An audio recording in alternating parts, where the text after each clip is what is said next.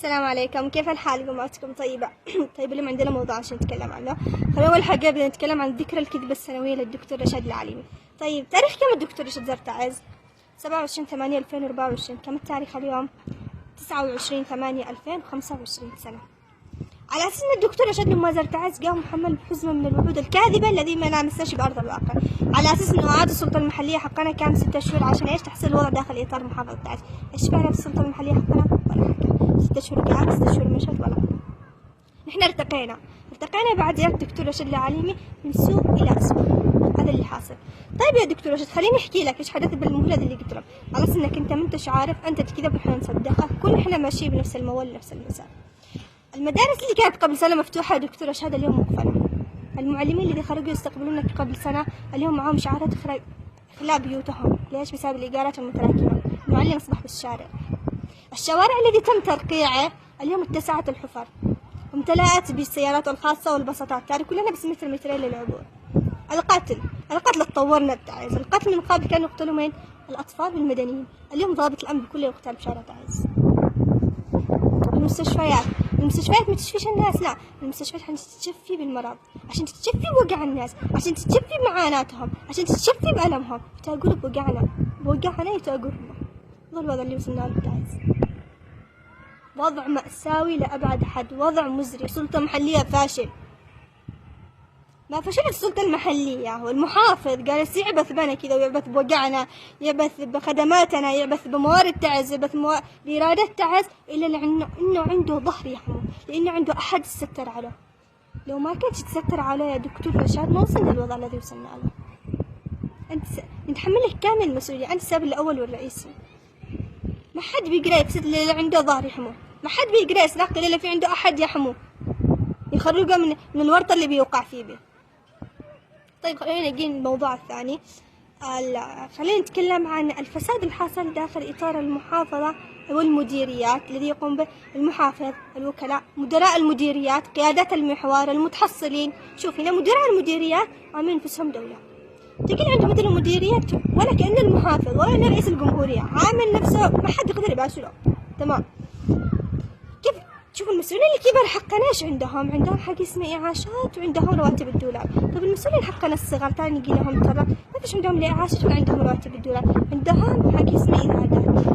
شوف كل مسؤول وقد له شيء يغطي نفقاته، صرفياته، كلها من ظهر الشعب، من ظهر المواطن. الإيرادات، كيف يتم صرف الإيرادات؟ جابوا حاجة يسمونه الدعم المؤسسي الشعبي. تمام. تحت هذا البند يتم صرف كل نفقات مدراء العموم، مدراء المديريات، تحت بند أمر طارئ. إيش الأمور الطارئة حقهم؟ شوف الأمر الطارئ الفعلي اللي هو الزلازل، البرق، السيول، الأمطار كذا، لا بس مدراء المديريات حقهم أمور طارئة مهمة جدا. طيب يتم صرف النفقات، الإيرادات عفوا، على أي أساس؟ أمور طارئة. إيش الأمور الطارئة؟ تحت مسميات مختلفة، مشاريع وهمية، إيش؟ حوافز، مكافآت، نفقات سفر، صيانة، ضيافة، مساعدات علاجية. طيب نزلت عليه لقنا، أخذ المطعم، صرف من الإيرادات حلقته إيش؟ أمر طارئ. خربت سيارته، صرف من الإيرادات، أمر طارئ. طيب بيروح مطعم يتغدي، أمر طارئ. بينتقل من المديرية للمحافظة، أمر طارئ، صرف، كله صرف، أمر طارئ من فين؟ من الإيرادات. هذا الفساد. ينزل المتحصل ينزل يتحصل الإيرادات، النص لجيبه والنص ورده للبنك. طيب ليش أخذ أي صفة أخذ النص لجيبه؟ لأنه في عنده مدير عام مكتب إيش قال يستحموا. مدير عام المكتب هذا من يحمو؟ مدير المديرية من بظهره المحافظ. لو ما كانش المحافظ بظهره ما كانش يقدر كذا يبث بهذا الأسلوب بهذه الطريقة. ده اللي حاصل. يعني إحنا أمام عملية فساد متسلسلة. خلينا من هذا ماذا عادي ياخذ تحصيل إيرادات بصندوق متحصل، عادي يورد النص، تمام، عادي يورد، يعني مثلا ياخذ لي نسبة بسيط وورد الباقي.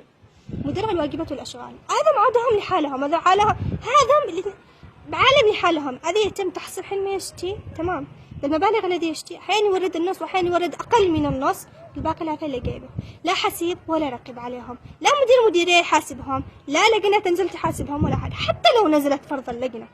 تمام. إشرافية ورقابية على كيف صرف الإيرادات وكيف أخذت هذه الإيرادات. الملف اللي يرفع عنه التقل فين يرفع عنه؟ الدرج حق المحافظ. لهنا كل هالملفات تورد إلى فين؟ الدرج حق المحافظ. والمعلم يتمنى ال5 ريال. المعلم يتمنى ال5. شوفوا على عبث.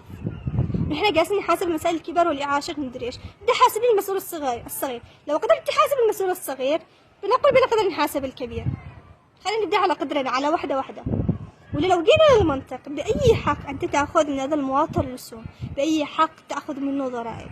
إذا كنت ما قدمتلوش أي خدمة، ما قدمتلوش أي حاجة، لا ماء، لا كهرباء، لا صحة، لا تعليم، ولا قدمت لي حاجة، ولا جبت لي أي خدمة، تأخذ مني رسوم وضرائب ليش؟ بأي حق؟ ما جبتليش حاجة، أنا كمواطن ما جبتليش ولا قدمتليش ولا أي خدمة، تتحصل مني ليش؟ عشان تشبع بطونك؟ الإيرادات وجدت عشانكم انتم، رغم انه يمنع منعا باتا صرف الإيرادات إلى المشاريع التنموية للمديرية نفسها. إيرادات المديرية تصرف لتنمية المشاريع داخل المديرية. لا بس نحن إلى الإيرادات اللي تتحصل من المديرية يتم صرفها لمين؟ مدراء المديريات، فئة معينة بس، في شلة محددة اللي تم صرفها اللي تستفيدوا، والباقي الشعب يعني بقى سكان المديرية قاعدين نشقى عليهم، شقى على مناصب. نحن قاعدين نعاني. الضحية مين؟ يعني المسائل كامل معاهم أمور تغطي نفقاتهم. الضحية المعلم والجندي والمواطن العادي اللي ما عندوش حاجة، ما فيش حد عنده يشقى عليه. أما بقية الشعب احنا كل حال شقات على المسائل حقنا. هذا صريح العبارة. شوفوا المتحصل مستحيل يقدر يسرق إلا إذا كان عنده إيش؟ ظهر يحموه. فعندهم ظهر يحميهم. عملية تسلسل أمام فشل إداري بامتياز. فنشتي نوحد صفنا، نوحد كلمتنا، نحارب الفساد والحاجة الداخلي عندنا، بعدين بنرجع نحارب الفساد الكبير. نشتي ندعم قرارات بن بريك، ندعم قرارات البنك المركزي، نشتي ضغط شعبي. لو عندنا ضغط شعبي وشعب عارف حقوقه بنعرف نتحرك. حملة بمواقع التواصل الاجتماعي، حملة بأرض الواقع، يعني الشعب يكون فايق، الشعب واعي، عارف إيش علو. لا بس إحنا شعب مش عارف حاجة، زي الأطرش بالزفة كذا والله. إن شاء الله يكون معنا عدة فيديوهات عدة فساد، واللي حابب يتعمق هنا تقدروا تنزلوا من أنفسكم تبحثوا وبتلاحظوا في فساد أعمق، في أمور كبيرة جدا يعني كارثية للأمانة، يعني 100,000 والملايين تصرف هباء منثورة على أشياء تافهة، أشياء عشان مصالحهم الشخصية هم. المسؤول هذا اللي المسؤول صغير، كيف ما بالك المسؤول الكبير؟ كم يسرق؟ كم يأخذ؟ بالملايين الدولارات. وهي علينا شقسنا نبكي بالبيوت. المهم حقنا لازم ناخذه، لازم نوحد كلمتنا وحد صفنا وبطلنا المناكفات الحزبية. نحن والله ما يخدعنا وزد علينا إلا الأحزاب، عايشين بمناكفات حزبية، حزب فلان كذا بس، هذا اللي احنا عايشين داخله. وشكرا كل اللي دعمكم، شكرا اللي يشارك، شكرا اللي يدعمني بكلمته بصوته. بالنهاية ذا حقك وطالب بحقك، كل حال طالب بحقوق. بالنهاية جزء منكم فيكم، كل حال نعاني من الفساد الحاصل. بالتوفيق لكم.